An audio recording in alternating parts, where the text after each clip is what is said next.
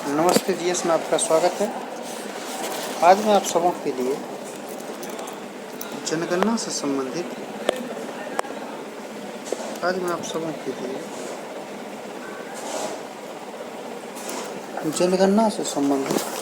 कुछ तथ्य लेकर आया हूँ। ठीक है, जनगणना से अक्सर सवाल पूछे जाते हैं, तो मैं ये जनगणना से संबंधित तथ्य लाया।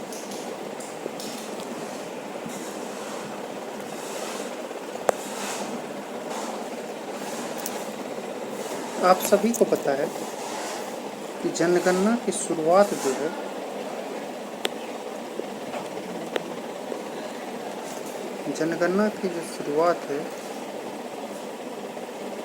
इसकी जो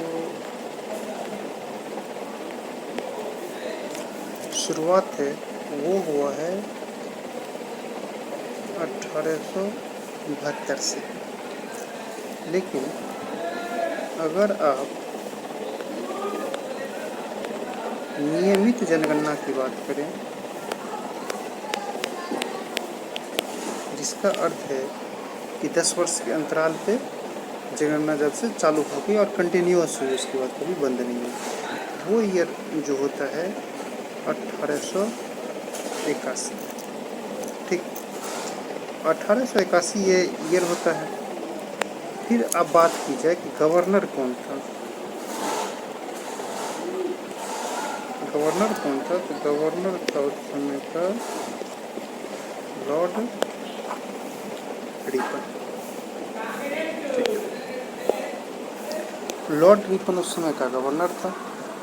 और स्वतंत्रता के बाद जो भी जनगणना होती है, उससे स्वतंत्रता के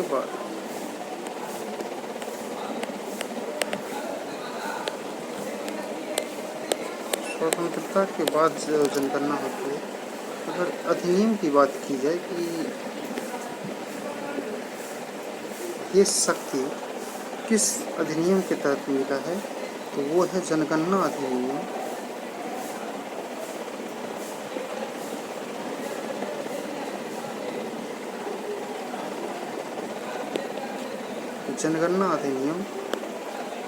1948। ठीक है, जनगणना अधिनियम 1948 के तहत इसे शक्ति मिली और जनगणना स्वतंत्रता के बाद निरंतर होती रही है 10-10 सालों के अंतराल। ठीक, तो फिर इसमें एक बात आती है, आखिर इससे संबद्ध मंत्रालय कौन सा है। ये मंत्रालय जो है आपका, यह है गृह मंत्रालय। ठीक, एक आपने सुना होगा 1921 को महान जनसंख्या महान विभाग, जनगणना आप कहिए, या जनसंख्या का क्या है, महान विभाजक।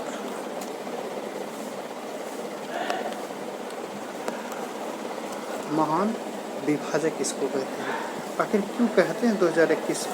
क्योंकि महान विभाजक, इसका कोई न कोई वजह हुआ होगा। वजह जो है इसका यही है कि 2021 में 1921 को कहते हैं महान विभाजक वर्ष। क्यों कहते हैं? क्योंकि जनसंख्या दर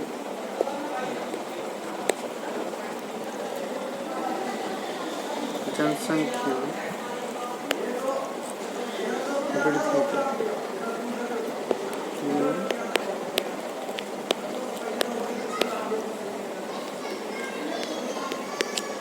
कमी हुई। ठीक, ऐसा था 1872 से जनगणना चालू हुई, प्रथम बार हुआ है। 1881 से नियमित तौर पे 10 वर्ष के अंतरालों पर जनगणना होती आई है।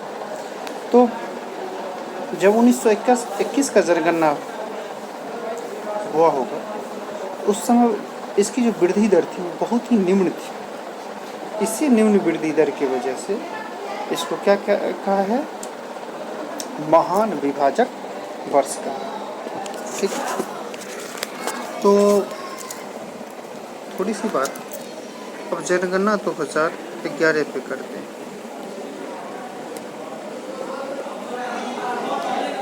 जनगणना 2011 पे कुछ बात करते हैं। तो कुछ बात जो है जनगणना 2011 पे करते हैं। तो इसकी शुरुआत होती है जनगणना की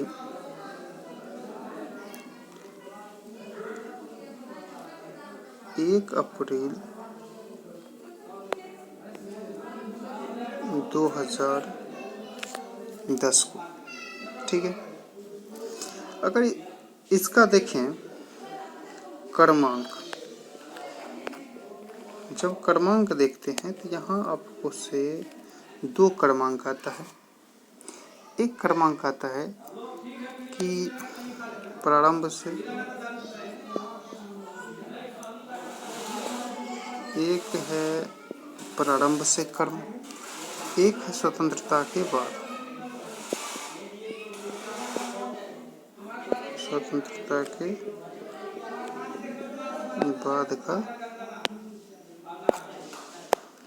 बाद का क्रम, एक है प्रारंभ से,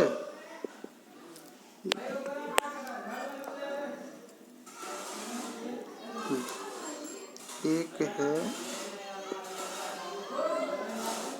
प्रारंभ से, एक है आपका स्वतंत्रता के बाद। अगर प्रारंभ से क्रम देखा जाए तो 15वां है। अगर स्वतंत्रता के उपरांत क्रम देखा जाए तो ये 7वां है। अब आपसे पूछे, अगर आपसे अब कोई पूछे 2021 में जनगणना हो रहा है, इसका क्रम बताइए, तो आप क्या कीजिएगा, इसे बोलिएगा ये है 16वां। कैसे? प्रारंभ से, और स्वतंत्रता के बाद कौन सा है? 8वां करना। ठीक, उसके बाद चलते हैं कि इसका स्लोगन क्या था। अगर स्लोगन की बात की जाए तो इसका स्लोगन था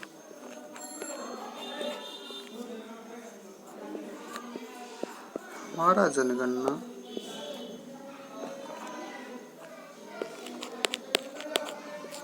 हमारा भविष्य। समझ गया?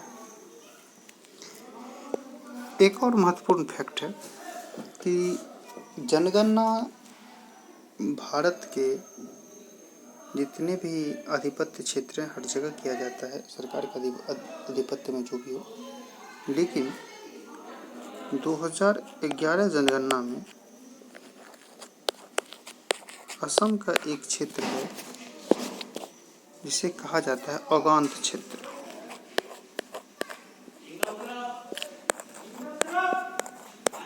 औगांत क्षेत्र, औगांत क्षेत्र का जो है जनगणना नहीं हुआ है, और जनगणना के लिए आंकड़ा जो एकत्र किया गया है 1981 को आधार बना के यहाँ के जनगणना के लिए किया गया। ठीक, एक दो फैक्ट और जान लेते हैं इससे संबंधित। आप सब जानते हैं कि विश्व जनसंख्या का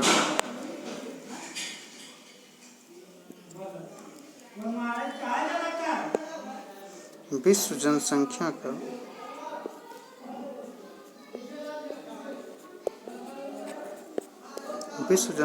का हम लोग कितना प्रतिशत है? 17.5%। ठीक है, और थोड़ा सा इसमें देखते हैं कि 2001 से पहले ये देखते हैं 1991 में जनगणना हुआ है, और फिर 2001 में भी जनगणना हुआ है। ये दोनों जगह जनगणना हुआ है तो वृद्धि हुई कि जनसंख्या में, तो कितना प्रतिशत वृद्धि हुई थी? अगर इसकी बात की जाए तो ये वृद्धि हुई थी, जनसंख्या वृद्धि 21.15%। ठीक है। फिर अगर 2001 और 2011 का देखा जाए प्रतिशत में, ये वृद्धि हुए है 17.64%। ठीक। अगर करोड़ में देखा जाए 18.15 करोड़। ठीक है।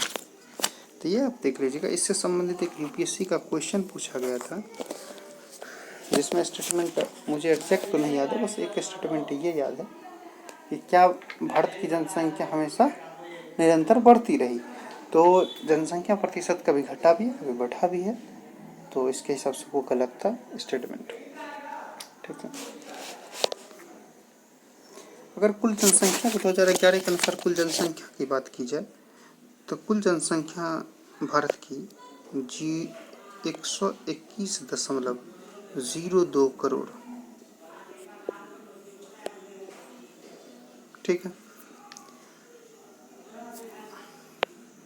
तो अब देख रहे हैं कि जनसंख्या बढ़ी है, जनसंख्या बढ़ी है, तो इसमें आप दशकीय वृद्धि देखते हैं। दशकीय वृद्धि का मतलब हुआ 10 साल में कितने की वृद्धि की गई है, 17.64%। 17.64% दशकीय वृद्धि हुई है।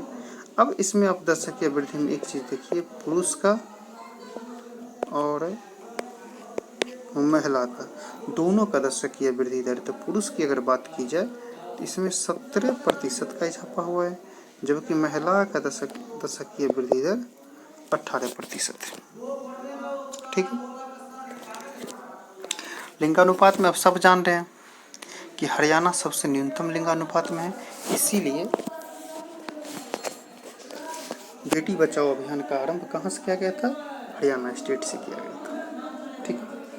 और यहाँ पे 2011 में जो लिंगानुपात है वो एक बार वो भी देख लीजिए, 8:7:9 लिंगानुपात, न्यूनतम लिंगानुपात।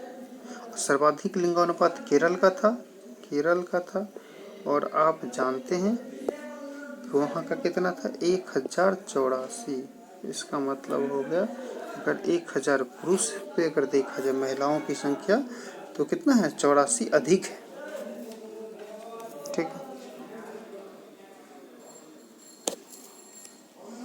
एक दो चीज़ और आप देख सकते हैं, 2011 की जनसंख्या में किन्नरों को जो होते हैं उनका पहले क्या था, जो थर्ड जेंडर होते हैं उनको या तो पुरुष सेलेक्ट करना पड़ता था, या तो उन्हें पुरुष सेलेक्ट करना था या फीमेल सेलेक्ट करना होता था। मेल फीमेल में से दोनों ये सिलेक्ट करना होता था। लेकिन अब जो है एक थर्ड रो भी बना है, वो अन्य श्रेणी बनी है किन्नरों की। ठीक है। और सेक्स वर्करों की अगर बात की जाए तो एक अलग वर्ग में रखा गया, पहले से भिखारी वर्ग में रखा जाता था।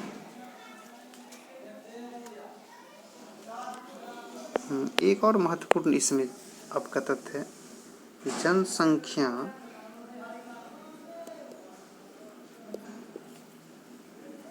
स्थिरीकरण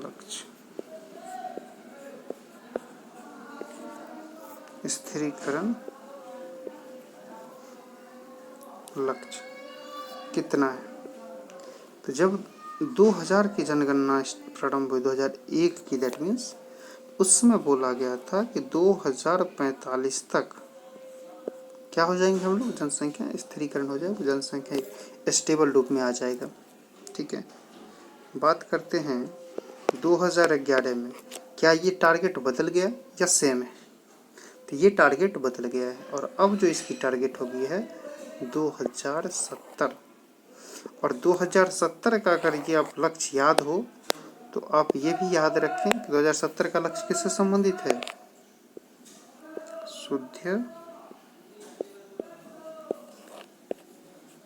शून्य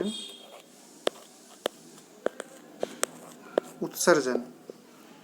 ये कब बोला गया?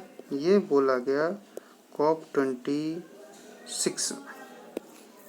ठीक है, 2070 का मैं फिर एक बार लिख देता हूँ, 2070।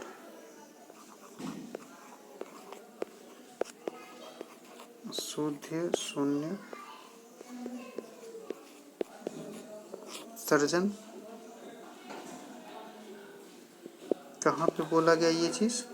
ये बोला गया है COP26 में। Thanks for watching.